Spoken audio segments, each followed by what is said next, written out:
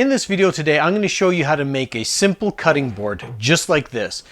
In all honesty, this should take you only a matter of an hour, 2 hours to do. It's simple, looks great, 100% food safe. You can use it as a charcuterie board, a cutting board, a serving board, or you could just put it decoratively in your kitchen. So stick around because we're starting this build right now. Alright, so let's get this build started. We're going to need a few simple tools. One, a jigsaw to cut out our actual handle. Two, a drill, so that this way we can put a few holes in specific areas, and this way it just makes it easier to cut out the actual handle. Three, a router, so that we can either do a round over or a chamfer on the edges.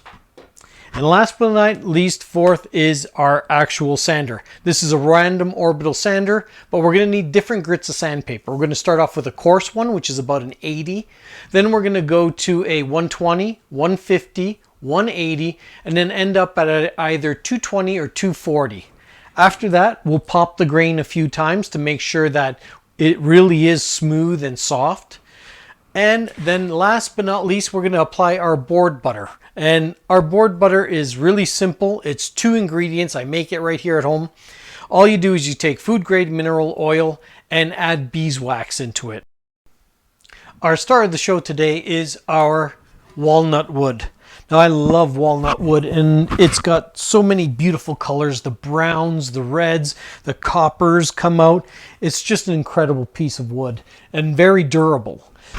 So the one thing is you're not going to see those colors when it's in this state, right? So this is kiln dried wood. In other words, it's been dried out to ensure that one, there are no bugs in it or anything like that. And also all the moisture is pulled out of the wood, so therefore it won't warp anymore. Because when you go to a big box store and you pick up a 2x4, that wood has a lot of moisture in it. And if you leave it over time, you'll see they always start to curve and stuff like that. And that's because of the moisture that's inside. When you pick up kiln dried, that moisture is out. That means that your slab is already straight. And that's the way it's going to remain. So when you're looking at a piece of wood like this, you probably notice that it doesn't look that great right now. The colors aren't very vibrant. And they aren't, and that's because you haven't treated the wood yet. So once we apply our board butter or butcher block oil or whatever it is that we're going to put onto it, it's going to make the colors come out. So what you should do is when you go to buy wood, you should get a wet rag. And I'm sure when you're there, you ask them, they'll probably have rags and spray water bottles everywhere. And what happens is you just wet a rag and you actually just go ahead and rub it on your wood. And as you can see, the wood, the colors start to come out. And those are the actual colors you're going to have on your cutting board or charcuterie board. It won't be that muted out color that you're seeing right on the dry piece of wood. Now, another thing I need to discuss is the bark. The bark looks incredible. Love the look, the very rustic and everything. One problem with the bark, it never stops peeling. As a matter of fact, my table here has got bark all over it because as I'm touching it, it's just falling off. And if you can imagine, if you're using it as a charcuterie board or something like that, it wouldn't be too appetizing to have this in the middle of your table with all loose bark all over the place. And it just pops right off. So another problem is that your bark is the weakest part of your wood. And because of that, just give it time. It's going to separate from the wood and you're going to be left with an unfinished side. And that's really not a good thing. And you can actually see right here that the bark is already starting to separate. So the bark has got to come off. All right, so let's start putting our stencil of our handle onto the wood. And from here, we will go ahead and we'll start cutting it out. All right, so here's a quick handle I designed. I just took a piece of 8.5 by 11 paper and drew out a handle, something different, marked the center mark, and what I do with my wood is calculate roughly where the center is, and this way I'll just put it down like that and something like that. That looks good. And what this is going to do is it's going to give me about 16 inches from here to here, so that's a usable area right here for the actual person to put food or use it as a cutting board, whatever they want. So I'm just going to hold this down and I'm going to start drawing it out.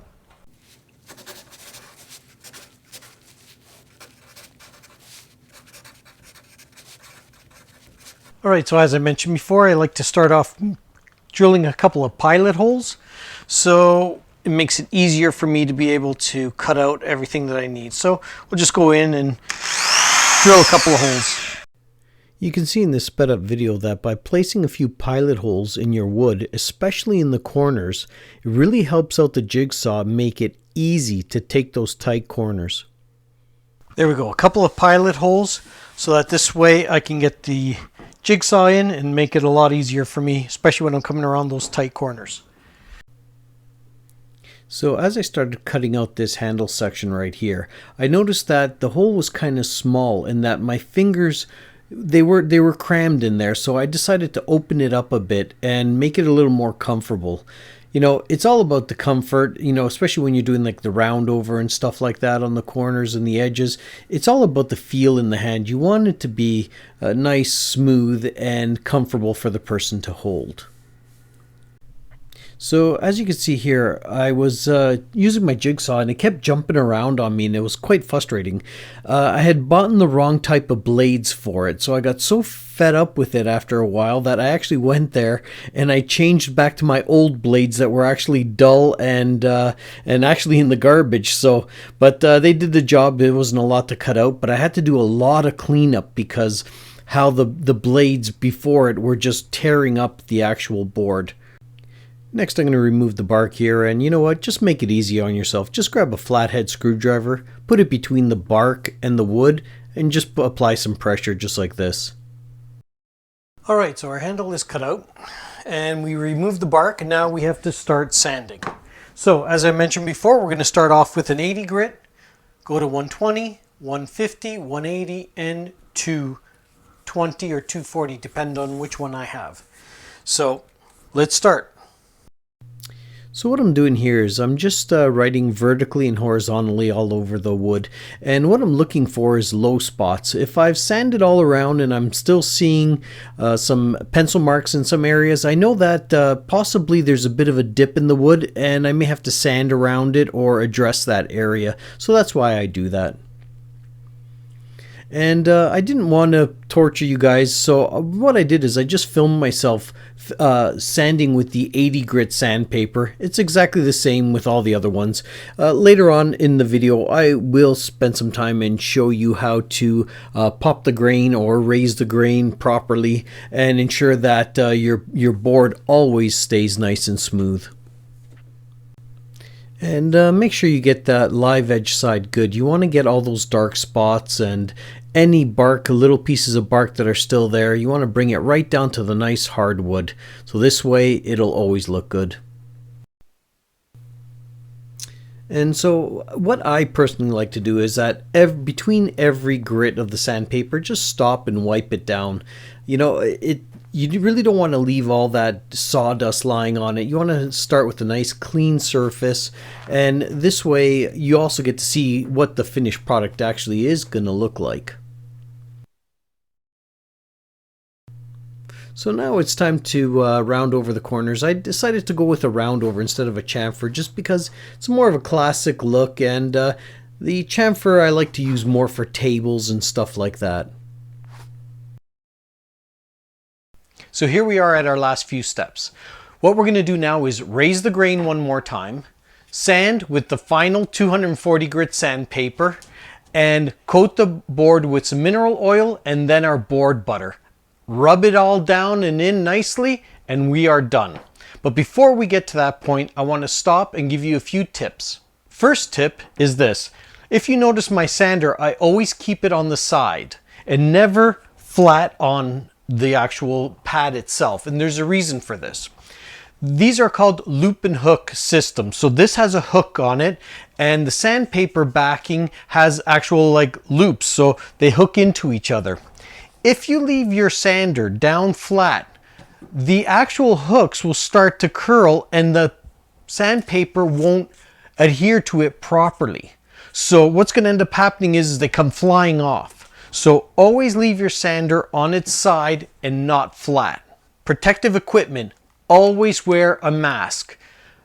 You've got wood that's just, it's such small, tiny pieces that they can enter into your lungs, and I wouldn't want you to get sick. I always wear it. As you can tell, this thing's covered in dust, so I always wear it. Lastly, we're going to talk about raising the grain. So if you've seen in the video, several times I've taken a rag and I'll wipe down the board. It's not just to clean it, although it's a good thing to clean it in between. The thing of it is this: when you're sanding, wood fibers start off straight. And the more you sand, the more they start to curl. And then you're feeling it, you're going, oh, it's so soft, it's great, look at it. And that's because the wood fibers have now curled. If you don't raise the grain, what's going to happen is you're going to use it for the first time. When you go to wash it, you're going to take it out and it's going to be really rough. And that's because the wood fibers from being curled over like this have now popped up straight and it's really rough. So as for me, I like to, on almost every level, stop and raise the grain, stop and raise the grain. It's overkill. You only need to do it really, I think, 2 times. I'll do it 3, 4, 5 times, but it ensures that when this board gets wet for the first time, it's going to remain smooth like butter.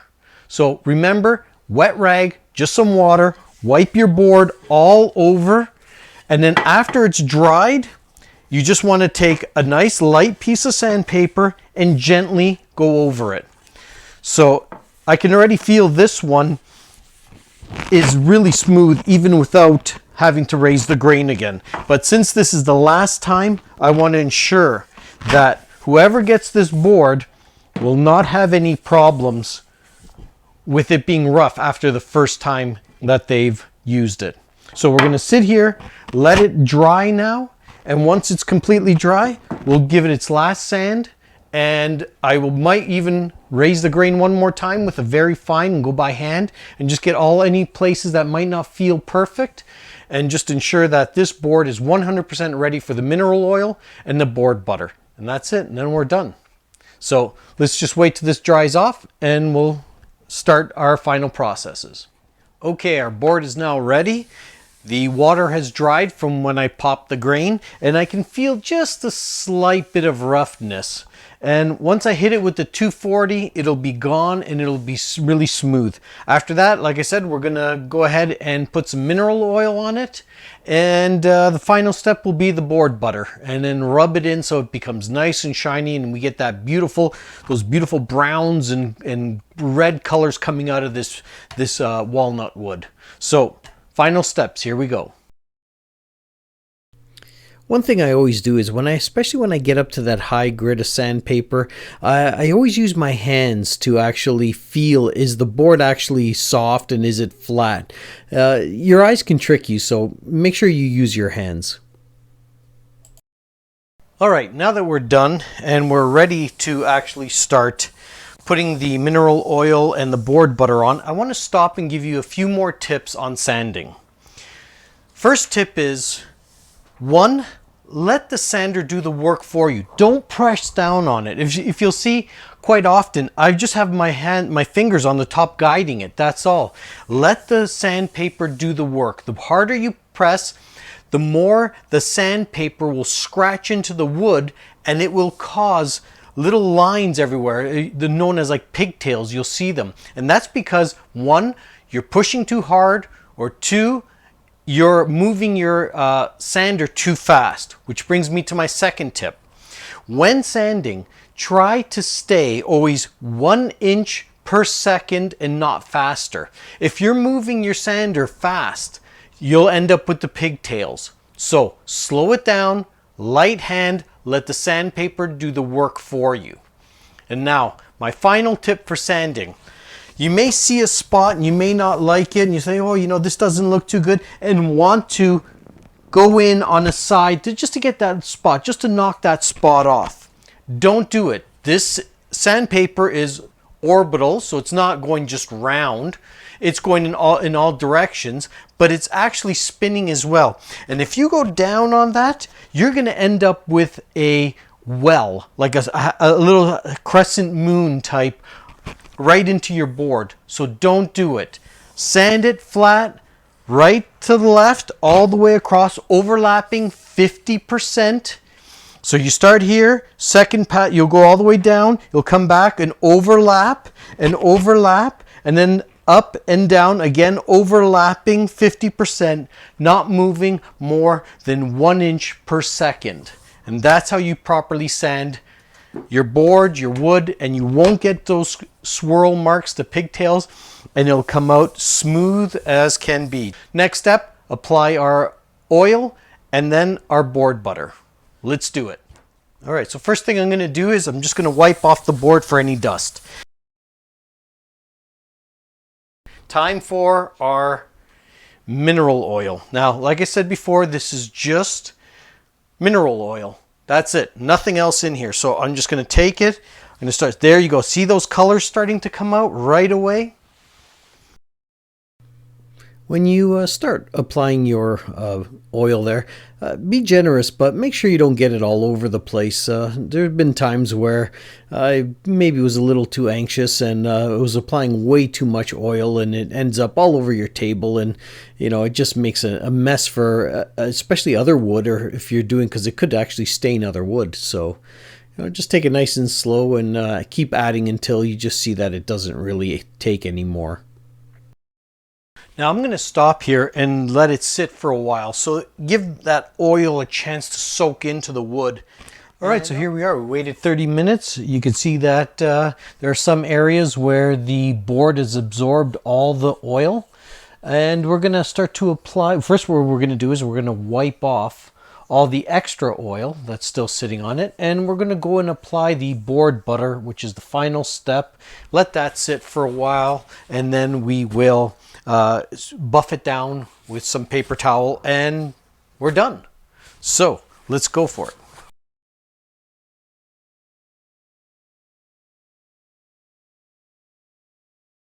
We're now going to start with the board butter. Just get my pegs back. There we go. All right.